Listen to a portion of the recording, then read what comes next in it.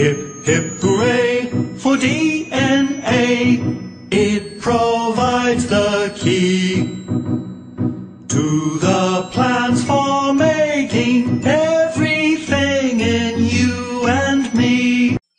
Welcome to one of the past HSC exam question videos. In this exam question we cover this question, which comes from the DNA to protein chapter.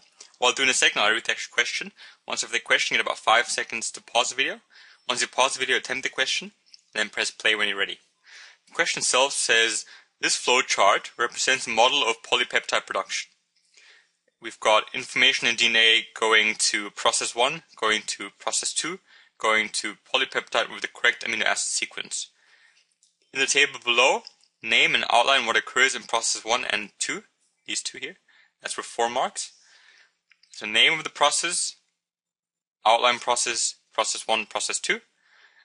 And this is roughly the amount of space you also had in your exam. So just keep that in mind. This is roughly the amount of space. A bit more, but roughly the amount of space. To pause the video and attempt the question.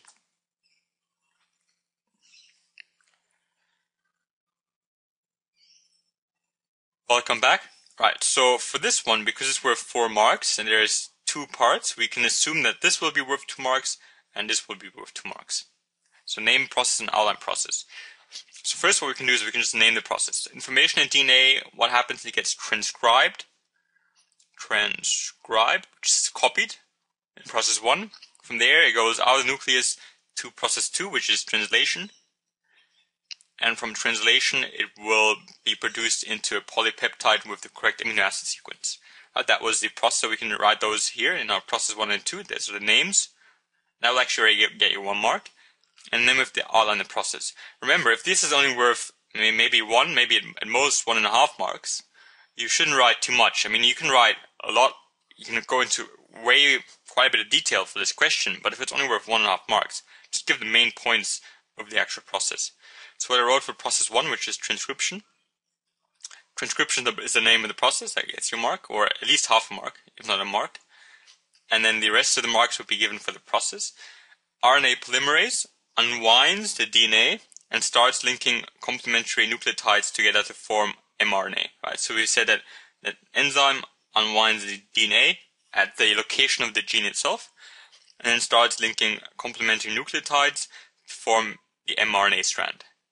That's part 1. And then this mRNA strand, so this occurs in the nucleus, and the mRNA strand then moves out to the cytoplasm. Right? So the copying occurs in the nucleus, but then it moves to the cytoplasm once it's finished.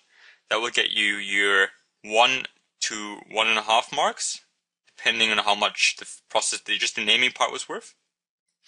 And then for process 2, well, that was translation. And for translation, you should have made sure to mention that it happens in the cytoplasm, which I already did here in the previous one. You should mention mRNA and tRNA. Obviously, you should mention ribosomes. And you should quickly mention how they're all connected. That was the whole idea of mRNA having these codons, tRNA having these anticodons, and when the codons, the anticodons meet on the ribosome, then we have our polypeptide chain being produced.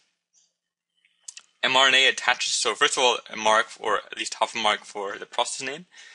mRNA attaches to the ribosomes, where tRNA anticodons link to the appropriate mRNA codons, right? So we said, okay, mRNA attaches to ribosomes, and when they do, we have these tRNA anticodons, which is the opposite, the complementary base sequence, linking to the appropriate mRNA codons.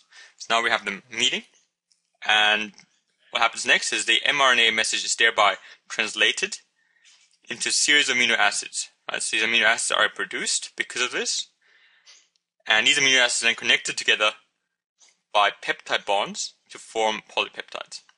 So we go from amino acids then to polypeptides. And that will get you your 1 to 1.5 marks, depending on how much it's worth. But overall, yeah, your gist would have been just, because it's not, I mean, you don't have much space and it's not worth too many marks, don't write, don't go into, for example, in detail of all the links, the nucleotides, how you might have A, G, C linking for a certain amino acid, and you C linking of a different amino acid. And if you talk about that in too much detail, you're going to run out of space. So keep it tight and keep it good. Keep it tight and keep it sort of on the topic, and you should be fine. Hope that was useful. Thank you for watching.